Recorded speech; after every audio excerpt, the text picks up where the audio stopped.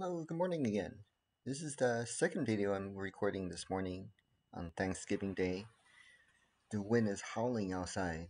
It's kind of bizarre. I'll be doing the turkey trot later on today, this morning.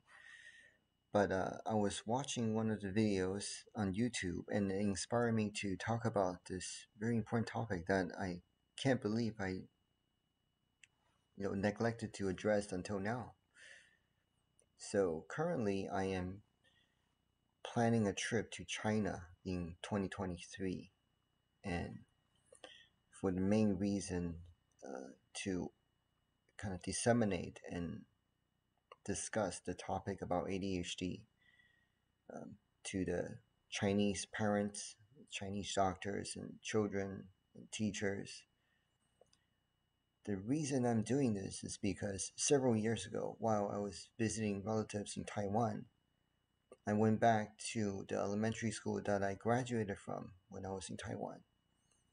And the principal found out that I am a specialist in ADHD, and she was quite intrigued, and she asked me to address her teachers and the parents of the school about ADHD because this is a topic that's seriously lacking in Taiwan, and this is just a few years ago. And once I started talking to the parents, I realized that in Taiwan, the topic of ADHD lags behind the United States for about 20, 30 years, which is shocking because in every other medical field or uh, conditions, Taiwan is neck to neck to the United States. I did my externship there. I did one infectious disease in pediatrics, and I did one pediatric cardiology.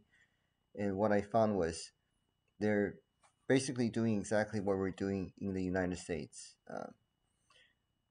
Maybe with the exception of having ECMO machine for children who are gravely ill secondary to their cardiac conditions.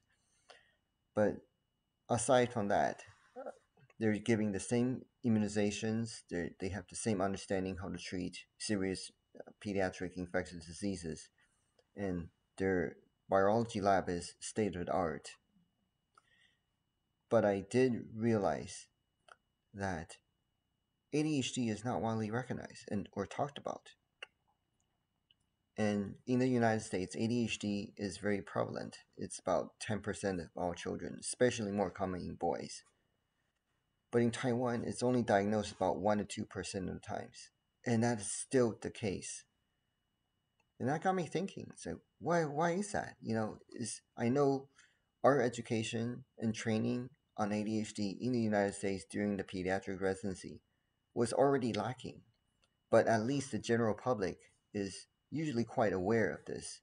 Secondary to could be social media and books and just online forums. And in Taiwan, it's not talked about, and people don't really have a good understanding or grasp on ADHD.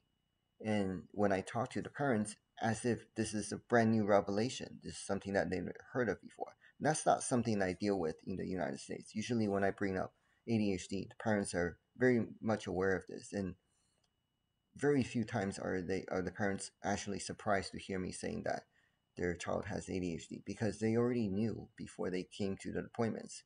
That's one of the reasons why they scheduled an appointment in the first place, because they knew that their child most likely has ADHD and needs the help. So they come here to figure out whether we can come up with a strategy to helping their children. But in Taiwan, it's very different. Uh, there's tremendous lack of understanding and uh, lack of insight into what ADHD is. And it's almost a relief because I remember talking to some of the parents when I was in Taiwan. This is at my elementary school when I held a seminar. A lot of parents, they just kind of broke down crying out of the intense emotion or emotional relief that they're feeling because they really had no idea what was going on with their child. And they just knew that their children are struggling in school, they're struggling with friendship, the parent-child relationship is faltering. They don't really know what's going on or how to deal with this. They were just desperate. And I see And now I think I know the reason why. And it's not just regarding Taiwan or China or the Chinese culture. It's actually an all-encompassing Asian culture in general.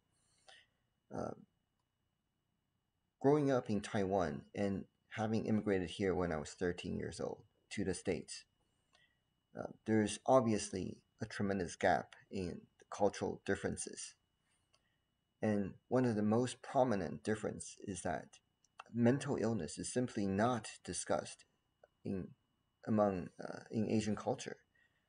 People don't talk about it. People suffer in silence. People commit suicide in silence. I know many uh, family, friends, neighbors who lost children or loved ones due to suicide. But even after that, it's not talked about. It's the taboo topic. You just don't talk about depression, anxiety, and suicide.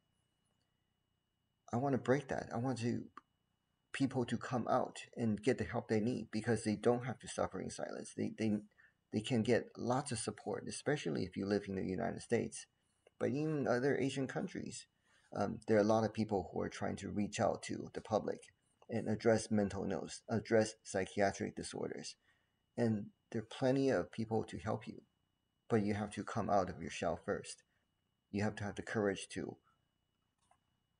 talk about it, face it. My family, we're afflicted with mental illnesses too. I have many cousins who have ADHD. My mom, she has anxiety disorder. And I think most likely myself and my brother are also affected by anxiety. Uh, and I suspect maybe I have a touch of, bipolar too, because I often, stay up all night and record videos like exactly what I'm doing now. But I think um, a touch of OCD certainly affects my life in many, many ways. Um, but instead of talking about myself, I am very open about my feelings and what I'm going through. I obviously share it publicly, but the vast majority of Asians, especially not Asian Americans, but Asians in their home countries, the tradition is that you just don't talk about mental illness. So I'm really hoping I can start chipping it away by addressing one family at a time, or maybe with my YouTube videos I can address whole populations of people. Um, that's one of the reasons why I recorded one of the videos in Mandarin Chinese, because I simply want more awareness on the topic. And with my trip upcoming in 2023, I'm hoping to bring a voice to some of the people in China so that they can start investigating what's going on with their lives, what's going on with their um, mental well being, so people can finally escape this shadow and get the help that they need. Okay. All right. Again, happy Thanksgiving and have a wonderful day.